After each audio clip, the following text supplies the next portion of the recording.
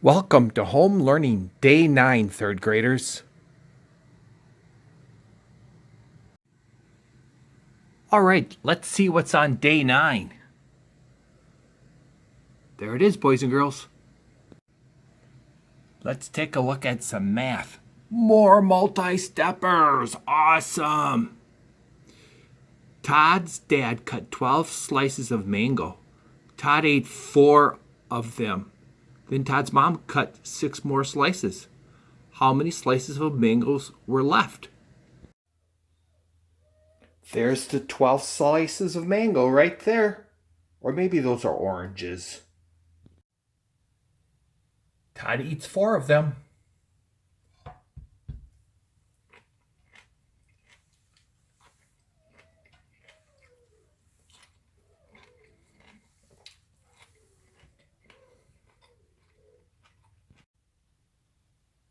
His mom cut 6 more slices.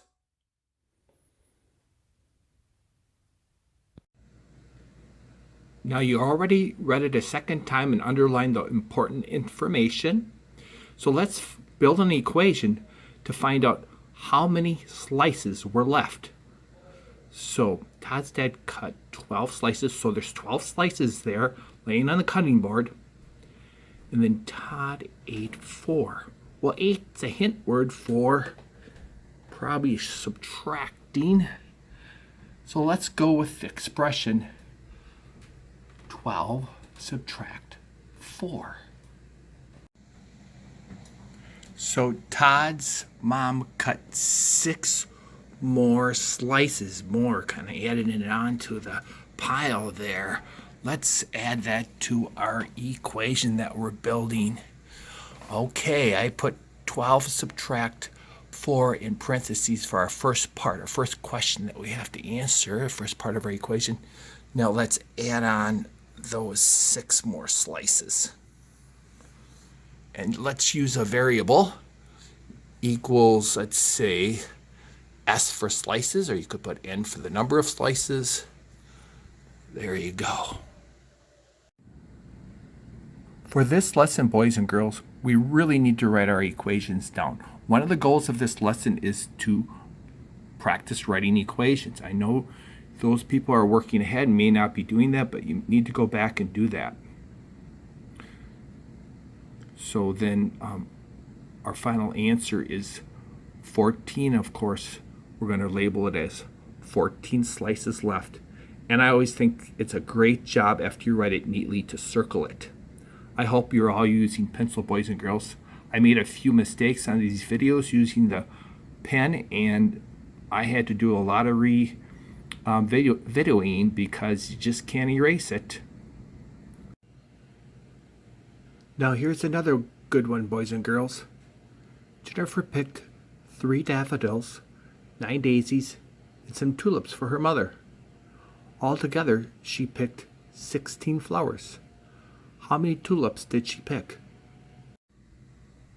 Okay, I know you reread it and underlined the important information and the hint words. So we see that in this problem, we're trying to solve the question, how many tulips did she pick? Now we see that she picked 3 daffodils, 9 daisies, and some tulips. I noticed some students like to write equations out just as the problem states it. And you can do that.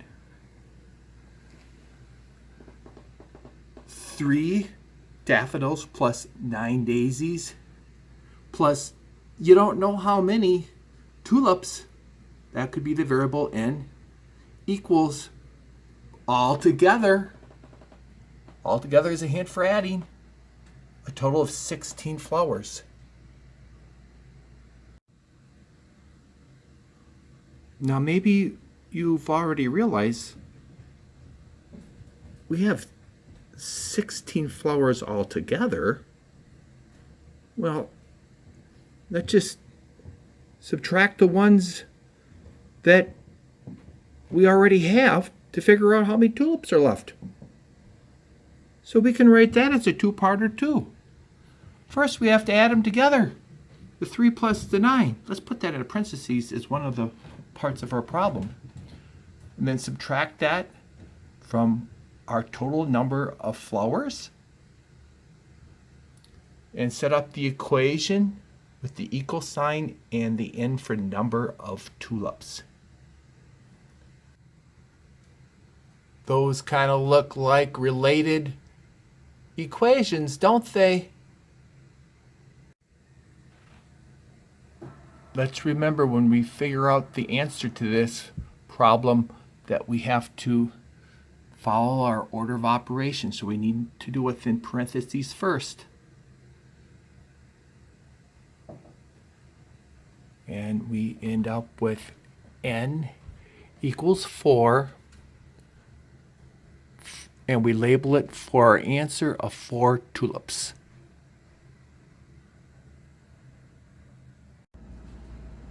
Here's a great problem for this bunch of third graders. I know you love books. Alex has 14 books in his bag. Angela has 6 fewer books in her bag than Alex has. How many books are in the 2 bags altogether? I already see a hint word right there. There's our important information, boys and girls. We can see that we're trying to figure out how many books they have altogether. How many books do those 2 have together? Let's build the equation. And if you're having a hard time seeing it, use some comparison bars. Draw some pictures. Let's take a quick look here. Well, we know that Alex has 14, right? But we really don't know how many Angela has. But we know she has 6 fewer than Alex, who has 14. Well, we can do that right there. 14 subtract 6. That will tell us how many she has. And then we have to add those back on to Alex.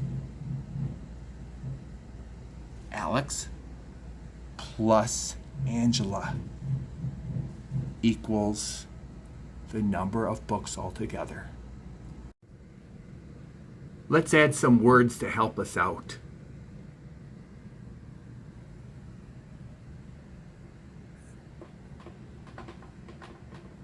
There you go. Alex plus Angela equals total books. And there it is. And you can believe it. That's exactly the way some of your third grade papers look. Just like that.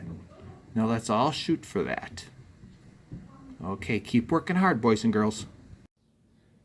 Boys and girls, join me in singing the Building Equations song.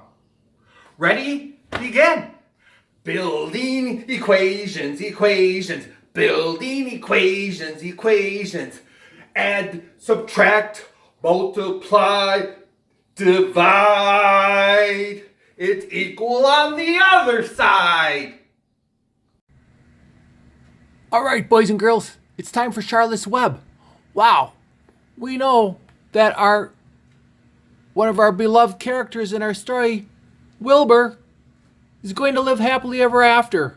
Wow, fantastic. That's good news for Wilbur. Now, let's take a moment to look at our responding to reading and writing sheet that we're going to write out. Now, you did this for a book report at the end of January, beginning of February, and you did a great job. We want to do the same type of thing. And these are the things that we included. A nice topic sentence. We talked about the genre, probably right in our topic sentence.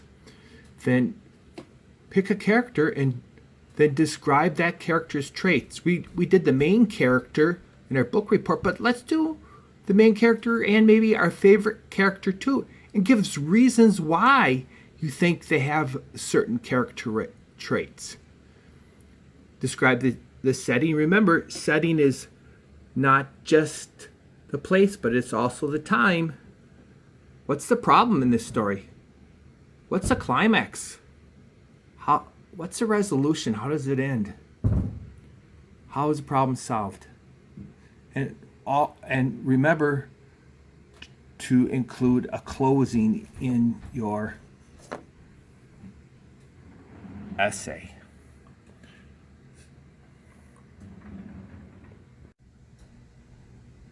Here are those book reports you did in your book clubs. You did a great job. I know you're going to do another great job on your writing about Charlotte's Web. You can do it. And remember, boys and girls, go Zephyrs!